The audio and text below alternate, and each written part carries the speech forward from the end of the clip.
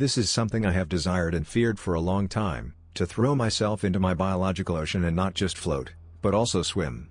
I have used mushrooms, and I mean use in the sense that a painter uses his brush and palette to express himself, multiple times before, but never completely by myself. It has never happened like this before. For that reason, I write. I cannot explain my motivations for this experience exactly. Lately, though, I have been reading more and more about Zen Buddhism and the release of what Alan Watts calls the ego. The immediate setting was as such. My life at the time was really creating a lot of stress, although it seemed to be on the upturn. Still though, a lot of conflicting inner dialogue. I had returned to my hometown for a court date, had no money, brought nothing with me, and as a result was utterly bored. I think the most direct motivation, however, was my introduction to the Tibetan Book of the Dead, more specifically the manual created by Timothy Leary. I knew that I could not afford much, but figured it was the best way I could think of to spend my money at the time. The day before my trip, I decided that the most comforting place to go would be my mother's bed. It has been her bed all of my life, and has always been a place where I feel safe. I also decided to do it early in the morning, so I could be by myself while I peeked since my brother would be at school and my mom at work. I went and obtained the mushrooms. They seemed very healthy. That night, I was a child again and it was Christmas Eve. My mom woke me up at 8 a.m. like I asked her to, but I did not tell her why. Based on her reaction to me telling her about my experience after it happened, this was a wise choice. I had some errands to get out of the way, and I wanted to read some more of the Book of the Dead. I also chose to eat half of the mushrooms that I got, 1.5 grams, and make tea, which is my favorite method of ingestion, with the other half. I chopped up half of the caps and stems and added them to the tea bag along with the shake. I think I used some sort of raspberry tea. I then walked up to Mother's room, turned the television off, and cleared the bed. I supported myself with pillows so that I could eat the mushrooms and drink the tea without any inconvenience. Another thing that I think is noteworthy is that my dog, Lola, was with me the whole time. I thought about the things I had read in the Book of the Dead, and tried to make myself aware of landmarks to let me know that it had begun. I do not want to trivialize the information in this book because I do not think this is the place, nor do I feel I can do it justice in my own words. My advice is to read it for yourself and, also, to use it because it is a very powerful tool. Significant events did occur, however, that correlated with this book, so I think they are important details in my story. The first was the drone. I heard a low hum begin that reverberated like a gong. This continued throughout the entire what I will call my ascension period. The next event was a burning at the base of my spine. Throughout my ascension period, this burning sensation flowed up my spine into my skull. I made a point of allowing these events to happen, not to restrict them in any way.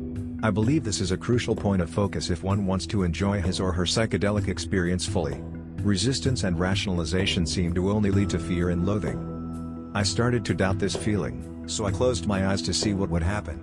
In my previous experiences with psychedelics, this has always made things more interesting, but I always found it incredibly hard to keep my eyes closed. This time, however, I would not allow my ego to fight back.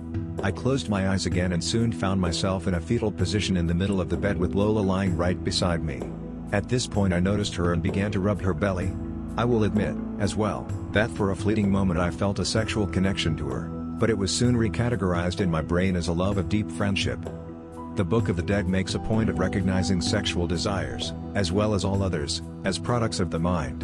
Under the guidance of the mushrooms, the boundaries between these desires seem to be temporarily washed away. But if you allow your ego to run free in your mind like the wild, logical animal that it is, it will inform you of the state of the things with much more honesty than it does in its usual cage. I digress. With my eyes closed, I began to move them around behind my lids to get them used to the feeling.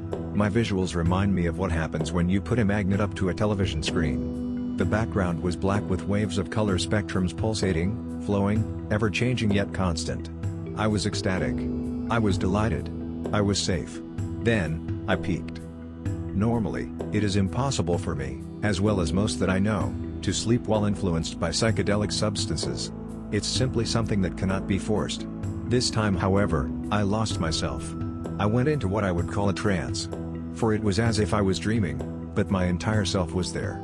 It must be what people experience during lucid dreaming. I do not remember much of it, but I will tell you what I can. The first thing that I saw was a very bright light coming from everywhere. I also remember some blues in the background after the light subsided a little. but the light was always present. I do not have any sequence of time for these events, but there are images that are quite vivid in my head. Soon I was somewhat introduced to two characters. There were definitely more of them, but these are the two that I can remember. The first was the largest being I have ever seen. He took up my whole field of vision. He appeared to be some sort of genie, as he was bound at the wrists by gold gauntlets and possible elsewhere on his body. He was dark-skinned and fairly old. Despite his apparent bondage, he seemed very content. One idea I reflected on later was that he is the physical polar opposite of my pale, skinny, and young appearance. The other being I almost immediately associated with my mother. It was a sort of black bird, as it was flying at a very fast rate in and out of my field of vision. The first reason I associated it with my mother was that it had a sort of fiery mane down its upper back, and my mom has red hair. If I talked to them, I do not remember what we talked about. All I know is that they were both very content creatures and very comforting to me. I do vividly remember them waving goodbye to me as I opened my eyes and returned to the external world. If I am calling the first part my ascension period, then this was my descent back into reality. I realized I had only drunken 1 cup of the mushroom tea and that I had intended to drink 3. I do not think I needed any more than I took. What is ironic is that this was my deepest experience and yet the smallest dose I have ever taken. It was now 1 p.m. I hoped that the psilocybin had not become inactive and quickly put the cup in the freezer to save for someone else. I then got the urge to call up a couple of my friends because I really wanted to talk and to smoke some weed. My friends were intrigued by my mental state, so without any hesitation said they would pick me up soon. I felt like smoking a cigarette for the first time all day, so I decided to take Lola out and do just that. We went outside and I lit up. Across the street and an alley, there is a group of dogs who constantly bark. Usually I would not let Lola go over there because I was sure that she just wanted to bark back at them. This time, I felt an urge to allow her to lead me. So around the block we went, me trying to smoke a cigarette and her desperately pulling on her leash. We soon got to the pack of dogs that were in a chain link fence. There were 2 young pit bulls and a smaller white mutt. Everybody was barking like crazy, and I stood there and watched. Then, something happened. The bigger of the 2 pit bulls started attacking the mutt. It had its neck in its mouth and was pulling back and forth. I stood in awe. I couldn't move. A lady came outside and started yelling at the dogs to stop. She was terrified. I still was completely silent and still. She started screaming, "Help me! Help me!" over and over again. Upon hearing that, my statuesque state was shattered. I leapt into action. First, I tied up Lola, who was still barking, so that she didn't try to intervene. I then jumped over the fence and went straight for the 2 dogs without a second thought. At this point, the lady was hysterical, probably fearing for her dog's life. She began to beat on the pit bull, pulling on the 2 of them, trying to get him to stop. I put my hands on the back of the pit bull and began talking calmly to him, stroking him gently. I kept telling the woman that she could not force this and that the pit bull had to let go on his own. I think she finally heard me, because she backed off a bit, and as she did I guided the pit back towards me with my arms. He let go. She quickly scooped up the wounded dog and took him inside, with the pit bull at her heels. After safely inside, she repeated over and over again, "Thank you so much." All I could find myself asking was why? I truly believed that dog was going to kill the other if there was no intervention. What would make him do such a thing? Who has made him into such a creature? This woman? Another? Was the dog simply disturbed? These questions raced through my head as I walked out the door towards my house.